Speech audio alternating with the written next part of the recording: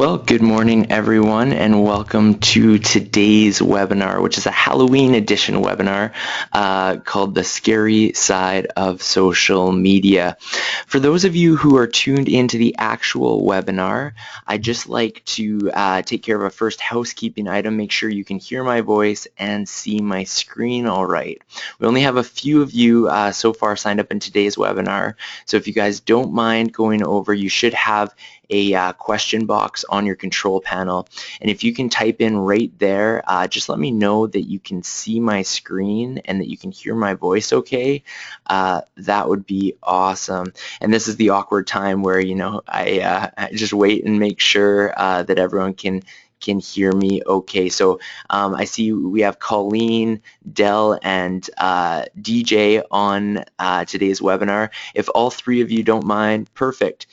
Good. Thanks so much, Colleen. Appreciate the feedback. I see you guys can hear me and see the initial screen. That is perfect. So as I mentioned, today is a themed webinar, and to those of you who are going to be watching the recording of this after, no worries if you couldn't make the live webinar. All of the social media webinars I do record and I put on the region update as well. So there's that option there. But yeah, the whole point of today's webinar is I want to spook you out with some of the scary things that we see on social media. Being so close to Halloween, thought it would be a good theme to take on. So this is a webinar of things on social media to actually avoid doing. And along the way, of course, I will provide some helpful alternatives and tips as well. And if any of you on the webinar have Periscope, it's a new social media app that came out earlier this year. Be sure to follow at Remax Western Can, or if you follow at Remax Western Can on Twitter, we recently sent out a tweet with a live video link. So, I mean, it's just that extra added advantage of getting the video feed as well with the screens and the slides if you're interested in doing that. So once again, it's at Remax Western Can. And a final item to mention is that you can always connect to the social media webinars by using the hashtag RemaxSocial on Twitter. So if there's anything you find valuable in today's webinar, or if you want to send out a tweet letting others know you've tuned into the webinar, it's much appreciated.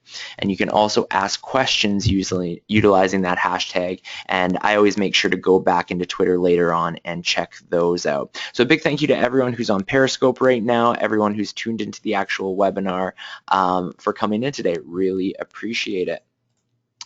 Those of you who haven't seen one of my webinars or recorded videos in the past, my name's Wade Paterson, and I'm the Social Media and Communications Coordinator with Remax of Western Canada.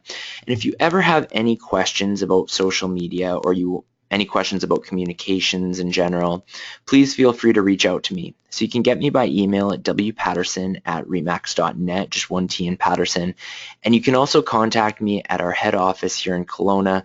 The number is 1-800-563-3622, or if you're on Twitter, my personal Twitter handle is at Paterson Wade. And one thing I just want to mention there as well, some of these webinars, they're not always on exactly maybe the questions you have. I try to do quite a range. So we've had things from, Facebook for beginners, LinkedIn basics, all the way up to more advanced social media webinars, such as the new wave of social media, trying to, hit every skill level along the way. But if you find you've watched a webinar and, it didn't quite answer a couple questions, please reach out to me. I'm happy to help you along the way.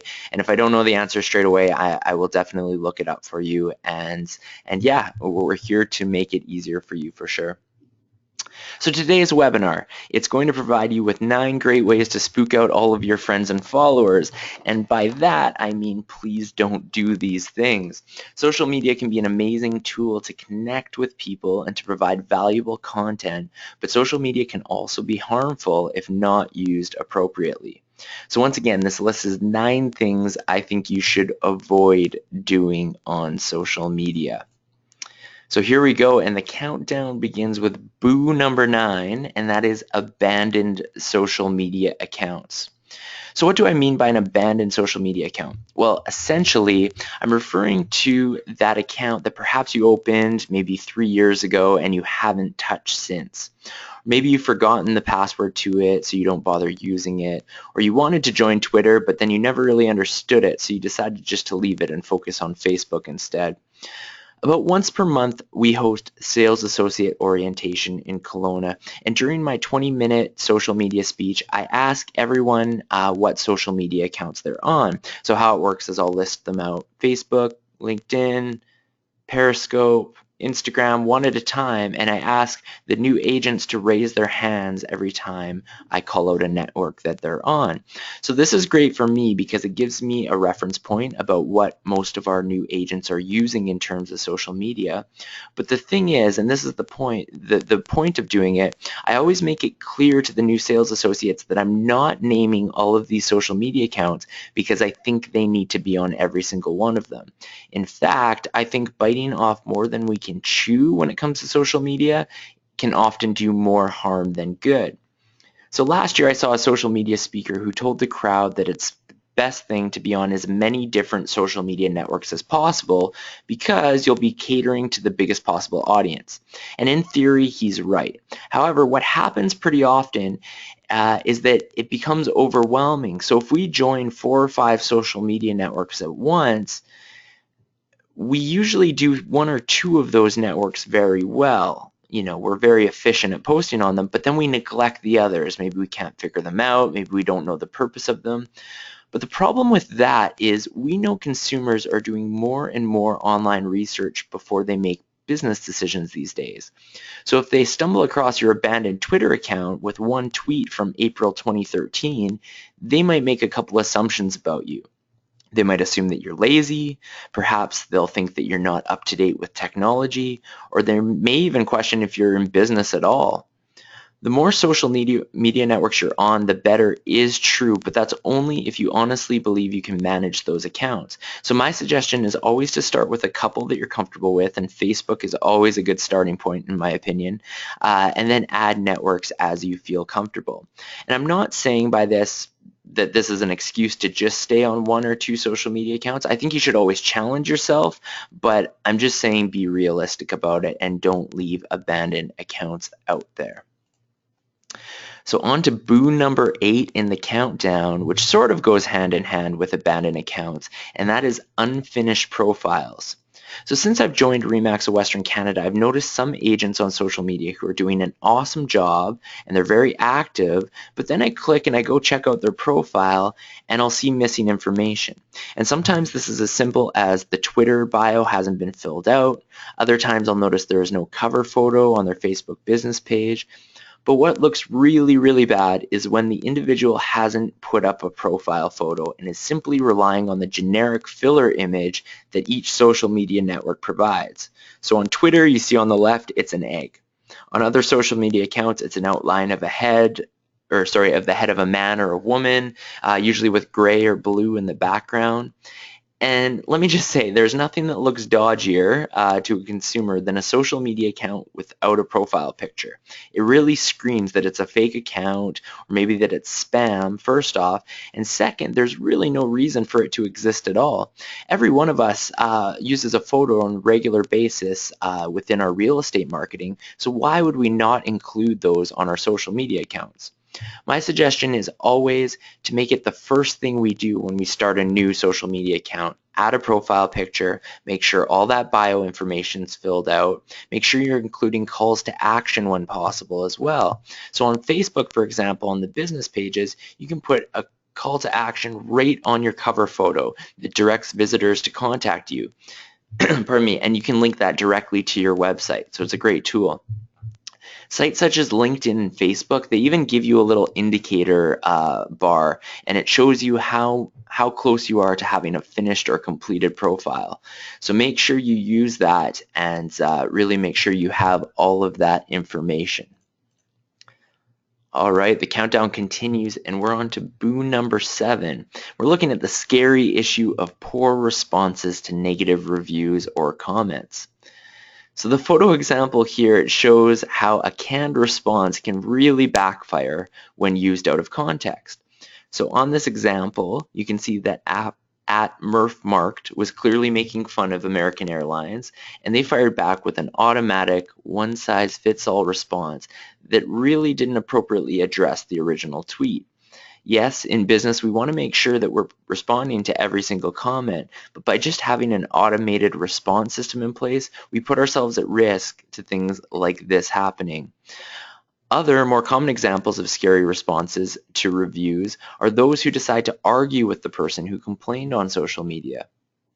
The best advice I've heard to responding to reviews is the concept of going 3 rounds. So how this works, round 1, it begins when someone leaves a negative comment or perhaps a negative review on your social media page. Round 2 is the most important step because that's where you come in, and that's going to be your response, and it's your opportunity to respond in a respectable manner. So you don't want to go into round 2 by making excuses or calling the person names or telling them that they're wrong. Instead, you want to acknowledge their concerns, acknowledge where you went wrong if it was the case. I'm not saying own up to something that never happened, but even consider thanking them for their input. Sometimes if the individual who left the comment is way out of line, you can also use this opportunity to give a bit of context. But again, don't call names and don't say anything that you might end up regretting down the line. Why this concept is called go 3 rounds though is because if that individual takes another step and leaves you another negative comment or calls you a name or anything like that, you simply leave it. Round 3 is the end of it.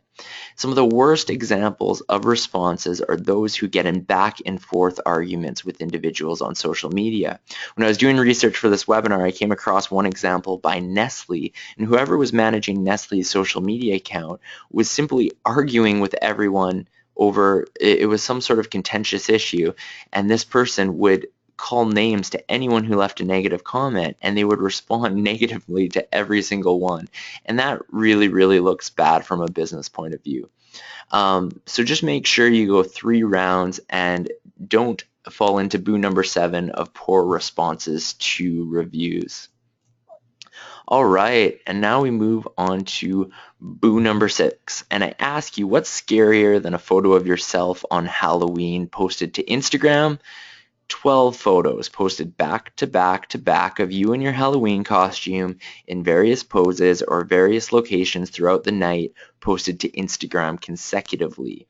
A while ago, I did a social media etiquette webinar, and I pointed out that the way we post photos should vary on the network we're using.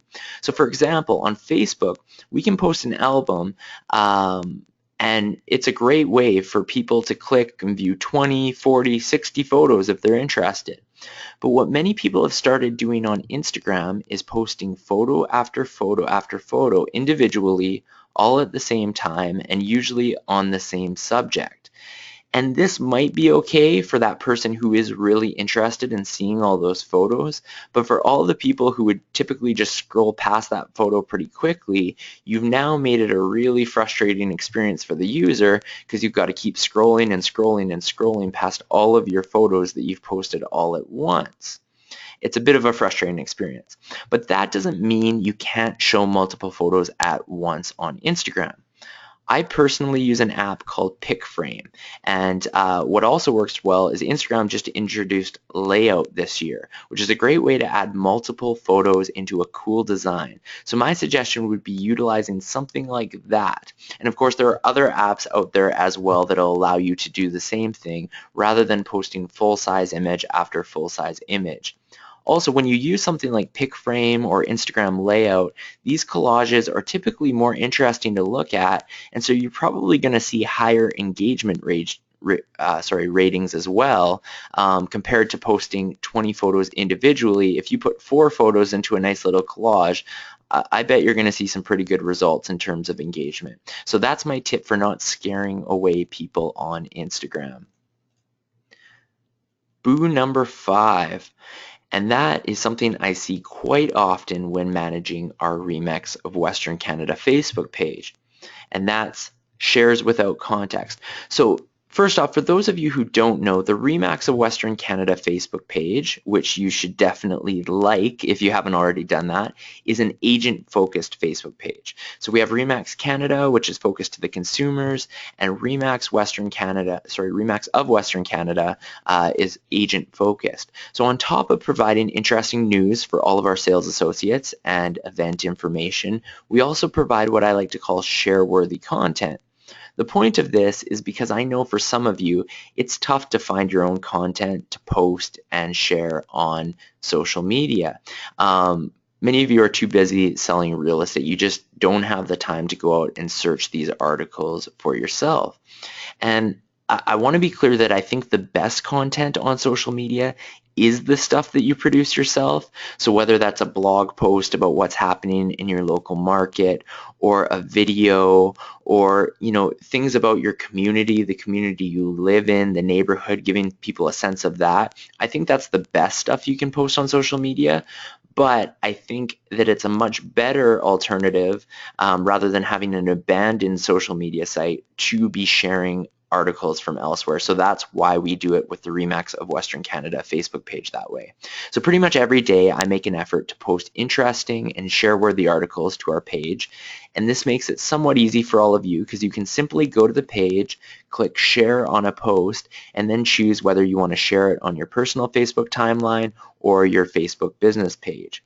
But where boo number 5 comes in is that when agents just hit the share button and then they don't take those extra few seconds to add a sentence explaining what they're sharing, that's not a good thing, because you have to think about this from your friends and followers' point of view. So looking at the example on the screen, if you share this 10 DIY Halloween wreath ideas post without adding any context, you've already left me wondering why exactly you posted it. Are these ideas so amazing that you just felt you had to? Was there a specific wreath you liked and you wanted to show off that one? I might even question if this is somehow an advertisement and not a genuine organic share. But by adding in a sentence, which could be as simple as, "Are you ready for Halloween? These wreath ideas are awesome. I'm going to try out number 3 this evening. What's your favorite?" Things like that. All of a sudden you're posting something that's engaging, you're looping in your personality, and by sharing the post this way, I think you're also going to see higher engagement with those types of posts. A big boo for number 4, which is the Debbie Downers of social media. So for the most part, positivity meshes better with many social media networks, especially ones like Instagram and Facebook, than negativity. And I'm not saying to always be fake and upbeat and positive on social media, because that can get annoying after a while as well. However, I've seen examples of those who complain about their busy lives, how much work they have, how bad the weather is, etc. And thankfully, it's rare that I've seen Remax agents posting this type of content, but I have seen a few examples. So this is something I thought was worth adding to the list of scary social media practices. So I want to make it clear that I'm not saying that you shouldn't have an opinion or you shouldn't feel free to voice your concerns. Just remember 2 things. 1, many people are going through tough situations, and sometimes it feels like we're the only ones who can't catch a break. But there's nothing worse when you're having a bad day than seeing someone else posting about how bad of a day they're having, especially when they're complaining about quite minor things. And second off, if we're being negative about other things, and the most common examples I see are events such as elections, we just had a federal election, there was also the Alberta provincial election, which brought in some interesting comments from Remax agents. It could be a significant sporting event or even legal issues. We need to remember that there are others who are out there who may have different opinions than us. And that's great, that's fine, that's what makes the world go round, that we all have different viewpoints. But what's not fine is calling these other individuals idiots or making fun of their views. So I've been with Remax for just over a year, and during that time I've seen several consumers reach out to our corporate social media accounts with complaints about individual agents who are rudely posting their opinions or personal or business on their personal or business social media accounts. And since this is a Halloween issue, I would say that's a little bit scary. Boo number 3, and that goes to emoji confusion. So over the past year, I've heard more and more social media experts talking about something that they call emoji strategy. And I'll have to be honest, at first I rolled my eyes with this because I thought emoji strategy sounds pretty ridiculous. After all, we're literally talking about smiley faces and various other images that we use as gestures. But I have a real life story to share, which you could call scary or sad, but it puts into perspective that although emoji strategy might be a bit extreme, it is incredibly important to know what the emojis actually mean before we share them. So this story is about my girlfriend. She grew up in both England and the Middle East. Her dad still lives in the Middle East, and her brother and sister are in different cities in England. But their entire family keeps in touch via WhatsApp, which is just kind of a great app for texting, sending messages, that type of thing. And they communicate through a family group chat on a daily basis. But about 2 months ago, my girlfriend's dad sent a message to the whole family, and it was addressed to her little sister specifically. And it went something like this. Sweetheart, this morning I walked into the living room and I noticed your pet turtle wasn't moving. I took a closer look and I realized that Honey had died. By the way, that was the name of the turtle. Its name was Honey, and it was my girlfriend's sister's very first pet that her dad had been put in charge of taking care of. So he went on. He said, I'm so sorry that this happened, sweetie, but your turtle lived a great life. Rest in peace, Honey. And then my girlfriend's dad posted the emoji that you're seeing on your screen immediately after that message. And I'm sure most of you know what that emoji actually means, but I'll tell you what it doesn't mean. It doesn't mean that you're sad or that you're crying. It means that you're laughing so hard that you're crying. So a message that my girlfriend's dad sent to her little sister takes on a whole new context when you throw that emoji on the end of it.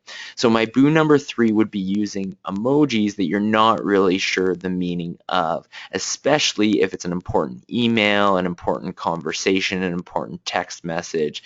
Be careful with that one. All right, boo number 2, we're coming down to the final stretch here. Boo number 2 is a little bit like boo number 7 about responding to negative reviews. However, this one refers more to those inbox messages you get on social media, or even comments on things you have posted, where a question is being asked, or where you are mentioned or tagged in a post. One of the best ways to keep people connected to you on social media is making sure that you respond to them when they ask questions and that you interact with them on a regular basis. If you don't acknowledge them on social media, why would they ever trust entering a business relationship with you to sell their house or to buy another? And this goes back a bit to the problem with having an abandoned social media account. If someone reaches out with a question or concern to your social media account that you literally never check, you're not going to respond to them, and that's really bad for business. The reality is that consumers reach out various ways these days. Some are going to call, some will text, some will email, and an increasing number of millennials will actually Facebook message. Others may use Twitter direct message or other forms of communication to reach you. So you need to make sure that you're looking after the accounts that you have a profile on in order to be responding to those messages, and make sure you're responding to all questions that come your way. Facebook started kind of an interesting thing, and it's rewarding some businesses with a quick response icon. And those are businesses that respond to consumer questions or messages within a certain amount of time. I think it's 5 minutes right now, which seems crazy, but if you're responding within 5 minutes, you get this icon, and consumers will feel, safe reaching out to you via Facebook. My prediction is that quick and accurate responses to consumer messages is only going to become more and more increasingly important in this age of having things on demand. All right, those of you who have seen my webinars in the past probably know what my opinion is on those who choose to just use their social media accounts for listings. And therefore, you're probably not shocked that this is my number 1 boo of the webinar. And I'm not necessarily saying it's a bad idea to post any listings. I just think there's a good and a bad way to do it. And I also think listings should be few and far between compared to good, relevant, valuable content. So I've heard a few people throw out the 80-20 rule being a good measure for this. 80% being valuable, interesting content, 20% being listings, as long as they're done so in an interesting way, not just a big block of text and like, you know, your standard photo of just the front of the house and that's it. There's better ways to post listings. Some of my other webinars go into that, but I also believe you could use social media very well, very effectively without posting any listings at all. That's my personal opinion. The big issue I see, which is definitely scary, is when agents just use social media as an advertising board to post listing after listing. And the problem with this is that I think when we're being honest about why people turn to social media in the first place, we realize pretty quickly that it's not to be sold something. People are on social media to stay connected with the relationships that matter to them. They will follow businesses, but that's kind of a secondary function of social media. And if they do follow businesses, they want some sort of value or they want to be given something in order to stick around. Sure, someone who is looking for a house in that moment may follow your social media account that just posts listings. But what happens after they've purchased the house? It'll probably be years, maybe 5, maybe 10, before they're ever in the mind frame of buying again. So why on earth, in those years between, would they want to stay connected to your Facebook business page that just throws out listing after listing? But if instead you offer valuable information about the community and the neighborhood you live in or that you sell in, and if you provide relevant market trend information, all of a sudden there's a very good reason to stay connected to you. In the photo example, you see something that is beyond annoying, beyond scary, and this is just Twitter overload right here. All of these tweets were sent out within seconds of each other. I blacked out the actual business that did it. We don't want to name names here, but you can see how this isn't effective, especially if you're familiar with Twitter and know how a Twitter newsfeed works. But you can just imagine this piling up. The first one was 17 seconds, then 18 seconds, then 19 seconds, then 20 seconds, just one after another, probably using some sort of service. This is incredibly annoying, and this would probably get you unfollowed in a hurry. So don't have don't have scary social media accounts. Be sure to provide value instead. So here's the boo recap as we are wrapping up on the half an hour. Number 9, don't have abandoned accounts. Be sure that you get rid of those accounts that you're not using rather than just leaving them out there, or make a better effort to keep them updated, keep them relevant. Number 8, make sure you update your profiles as soon as you join a social media account. After this webinar, if you have a couple of those accounts, those profiles that haven't been filled out, maybe you're missing a photo on one, maybe you've never filled out your Twitter bio, please be sure to do that. It's a really good idea and a good opportunity to drive additional traffic to your website as well. Number 7, on the reviews front, go 3 rounds. Don't get in those arguments over reviews or over comments. It's fair to voice your concern, but just do so in a respectable way and make sure you're acknowledging others because those are your customers as well. Number 6, this is a personal pet peeve of mine, Instagram overload.